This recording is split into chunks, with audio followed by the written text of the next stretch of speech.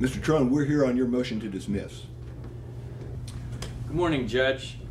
As you've read, I represent Charles Smith, who was a salesman for the plaintiff's company. What exactly did they sell? Medical supplies, Your Honor. The company is called A1 Medical Supplies, and they have sued my client in an effort to keep him from opening up his own business. Mr. Willson, I understand that your client is seeking to enforce a non-compete agreement in an employment contract. Your Honor, that's correct. Attached to our complaint for injunction in this matter is the contract at issue. It specifically provides that Mr. Smith should not work within Polk County for 2 years after his termination from his employment in any type of business that competes. And we're here on a complaint for injunction to enforce that contract. I see. You may proceed, Mr. Trone, although your motion is pretty skimpy. As I read it, it only states, defendant moves to dismiss the complaint for reasons which will be later disclosed. Yes, Your Honor, and I'm fully prepared to disclose those reasons today. In fact, I have prepared a memorandum with case law for your use in tackling these issues, Your Honor. I know they can be difficult for you to understand, but if you look at the first case, Your Honor, it provides that not only is the contract unenforceable, but the plaintiff should be sanctioned for bringing such a frivolous lawsuit. This case says... Your Honor, I have never seen this before. You'll get your chance, smart guy. Mr. Trone, have you shown this to Mr. Willson? Yes, Your Honor. In fact, I have. According to my records, these materials were faxed to Mr. Villani's office well over an hour ago. Faxed, Your Honor? Look at this thing. I was on my way to this hearing. Not another word from you. Hasn't your client done enough? Mr. Trone, please direct your comments to the court. Of course, Your Honor. I'll do my best. If you will also instruct Mr. Villani to stop provoking me. Mr. Trone, in this circuit, we provide our argument and supporting case law well in advance of the hearing. We do not conduct hearings by ambush. Thank you, Your Honor. In the unlikely event that you entertain this motion beyond this hearing, I would like to request 10 days to file a written response to what I've just been provided this minute. Certainly. Mr. Trone, you may now complete your argument. And yet it's perfectly legal to ambush a man's livelihood. Your Honor, I have with me today my client, Charles Smith, and oh look, he's even brought the little one with him. Would you care to hold the baby, Your Honor? I'm going to take a pass on that today. I want you to stick to the four corners of the complaint, Mr. Trone. Wish I could, Your Honor. Problem is, my client has a family to feed and no money in which to make it. Charles, would you please take the stand and explain to the judge some of these problems? Well, it's not just the money, it's the medication. Medication? Did you hear that? This is horrible. Medication for the baby? No, it's my Viagra. Okay, wait a minute. Let's get something else straight. We are simply trying to decide if this complaint states a cause of action. Mr. Trone, are you finished? Do you have any further argument about the complaint? Mr. Smith is here to explain that he was wrongfully terminated, and the contract provides that if they breach the contract first, the non-compete clause is unenforceable. Now, Mr. Johnson is here to, Mr. Smith, wrong case. Mr. Smith is here to explain that he was terminated on the basis of his race, on the basis of his age, and most importantly, on the basis of his sex. Mostly sex. It all comes back to the Viagra. Judge, I have let this go on long enough. Now we're taking testimony at a motion to dismiss hearing. It's improper, it's outside the record, and I object. I have heard enough, Mr. Trone. All of your arguments should be made at summary judgment or trial. I'm denying your motion. Mr. Valenti, there is no need to submit a written response. Thank you, Your Honor.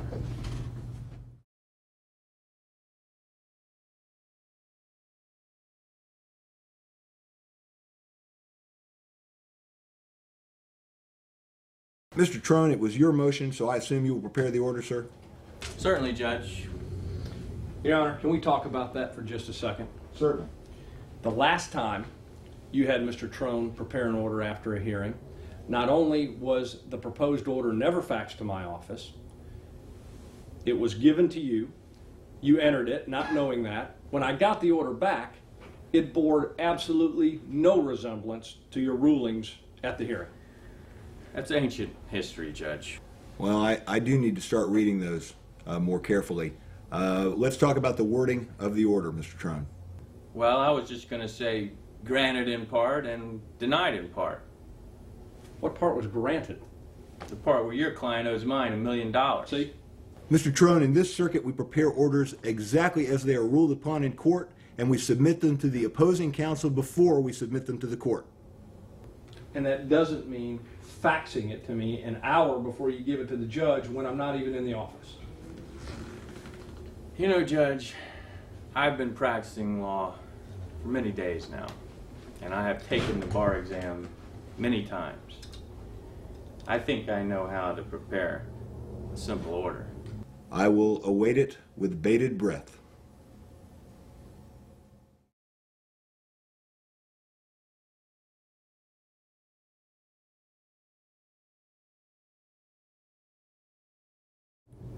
Your Honor, the plaintiff calls Dr. Martinez to the stand. Just a minute, Judge. Your Honor, when we began this trial, Mr. Valenti and I disclosed when each witness would be called. And he told me at that time that Dr. Martinez wouldn't be called until Friday. Mr. Valenti? Judge, I've read the rules, and there's no rule that says I have to tell Mr. Trone exactly when I'm going to call each of my witnesses.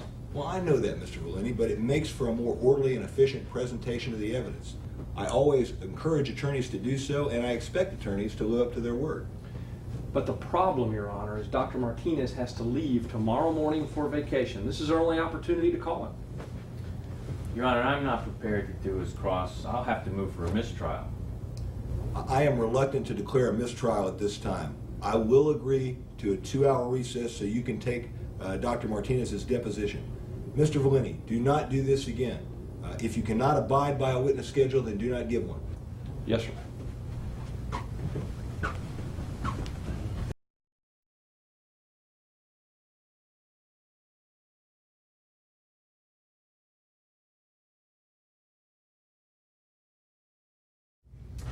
Dr. Martinez, let me show you and the jury an exhibit. And tell me, Dr. Martinez, what does this exhibit depict? Well, it appears to be a surgery. Might be an autopsy, though. Like the surgery my client faces, Dr. Martinez? Well, your client faces spine surgery. That appears to be open heart procedure. Your Honor, I object. This should have been shown to me before it was shown to the jury. Judge, it's a demonstrative aid. It's not going into evidence. It's merely here to help Dr. Martinez explain his testimony to the jury. What is that demonstrative of? It's got a lot of blood in it. Your Honor, why don't we just show him a train wreck? Mr. Trone, I get your point.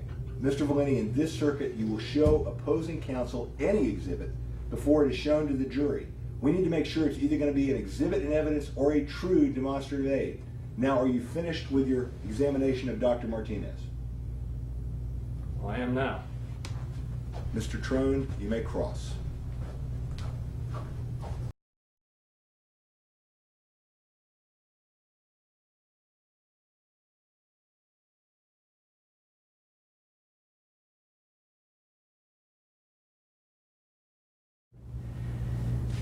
Dr. Martinez, you don't mind if I call you doctor, do you? I expect you to. Doctor, is that a real mustache? It certainly is. Doctor, I notice you're not wearing one of those long white coats that doctors wear. Is that because perhaps you lost your license to practice medicine? Of course not. Well, it's true, doctor, that you haven't been paying your taxes for years, isn't it? Objection, Your Honor. Mr. Trone, make sure you have a good faith basis before asking a question. Yes, Your Honor. Well, now, Dr. Martinez, it's true, isn't it, that you make a significant amount of money testifying on behalf of personal injury plaintiffs like you're doing today? Well, I'm not sure exactly what you mean by significant. Well, by significant, I mean, is it more or less than what you earned gambling at the horse track last year? Objection, Your Honor. Withdraw the question. Mr. Trone, if you do not have a good faith basis that your question is grounded in fact, you cannot ask it. Or it is simply argumentative. Withdrawing your question doesn't clear the air of the skunk you just threw in the jury box. Any more of these and I'll just declare a mistrial and assess you for all the cost. Yes, Your Honor. A little latitude, please. Remember, I just now had the opportunity to depose Dr. Martinez. I'll give you some longitude. Thank you. Now, Doctor, isn't it true that you have provided testimony in criminal court on behalf of criminal defendants? Well, I am a neurologist, and on occasion I have to give testimony in competency hearings. So you count among your patients murderers, druggies, rapists, and thieves. Doctor, my question is, which of these categories would you say our plaintiff here belongs in? I strenuously object, Your Honor. Withdraw the question. That's it. Mistrial.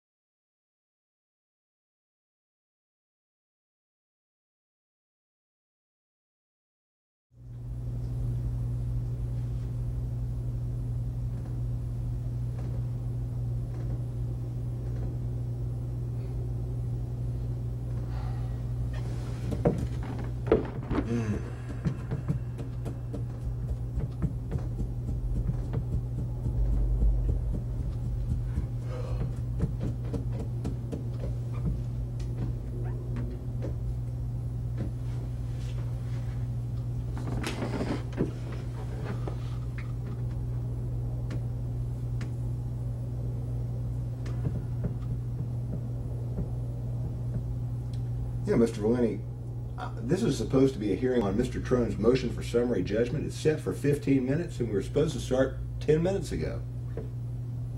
Well, at least Your Honor knows what the hearing is about. My notice didn't even include the subject matter. This is a motion for summary judgment? Where is Mr. Trone? Woo! Sorry I'm late, boys. Let's get started. Sure, Your Honor, we are here on my motion for summary judgment, and my client is clearly... That's not your judge. That's not my phone. Have mine set to stun. Oh, perhaps it is. Let's remedy the situation, Mr. Trone. Certainly, Your Honor. Certainly. No place for that in the courtroom. It's an important call, Your Honor. Yes, go. Really? Yeah. Well, no, my tea time's at 2. Is that going to give us time? You make the reservation at 6:30. Who else coming? Really? That'll be fun. Oh, let me call you back. Mr. Sorry, Trone. Your Honor, that was unavoidable. My wife's being rushed, delivering our first child this morning. I hope the child... Very happy occasion for us. Well, I hope the child is up to par. Yes, sir. As I was saying, Your Honor, the affidavits on file clearly establish our position in this case. There are no affidavits on file, Mr. Trone. No affidavits? Are you quite certain about that, Your Honor? Because we could debate all day what is or isn't an affidavit, or whether we do or don't need an affidavit on a summary judgment hearing. But that's really not what we want to accomplish today, Your Honor. I think the important part is that the law supports my position in this case. So if you don't mind, I'd like to go ahead and proceed. Your Honor, I'd like to begin my argument with a little-known case called Marbury versus Madison. In fact, we may need to go back a little further than that, Your Honor, to the Mayflower Compact, excuse me. Well, the contract was good too, though. Yes. Well, the important thing that these cases establish is that summary judgment is granted when things are made as a matter of law. There is no genuine issue. Here, there is no genuine issue as to summary judgment, Your Honor. If we talk about summary judgments, the first thing we have to get decided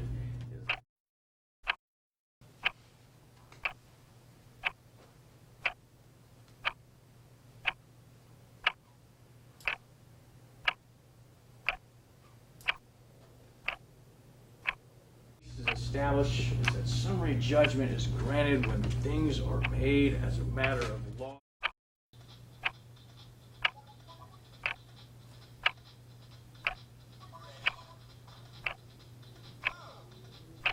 As to summary judgment, Your Honor.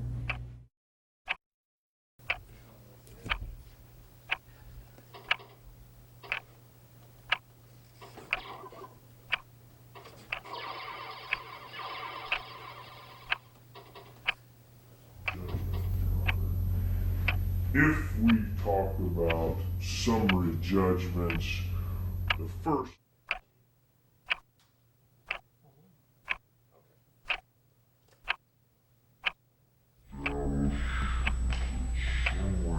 Oh, it's been so good to see you. Oh, it's been so good to see you. I think I love you. No, I love you. Mm.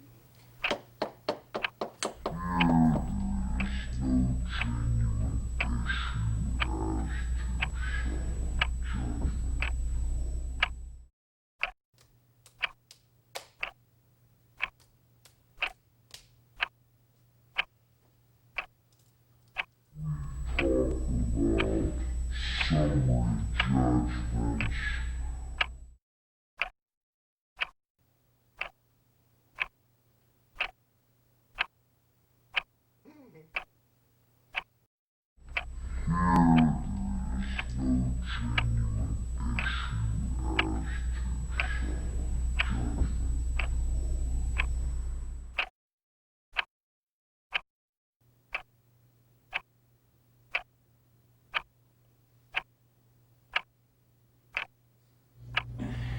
And in conclusion, Your Honor, I don't want to be one of these lawyers that drone on and belabor a point, so I'm going to cut it off right here because I know how frustrating that can be. No, you have no idea. So I'll just try to keep this concise and just say, Your Honor, based on the cases that we've looked at, my client is clearly entitled to summary judgment. Thank you, Your Honor. Judge, may I respond?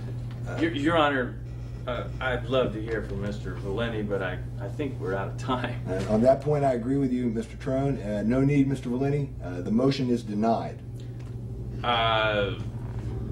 Your Honor, I'm not sure if you are completely sure about your decision today. I can sense a little bit of uneasiness with your ruling. Perhaps you'd like some time to think about this, or if you like, we can go through these cases one more time.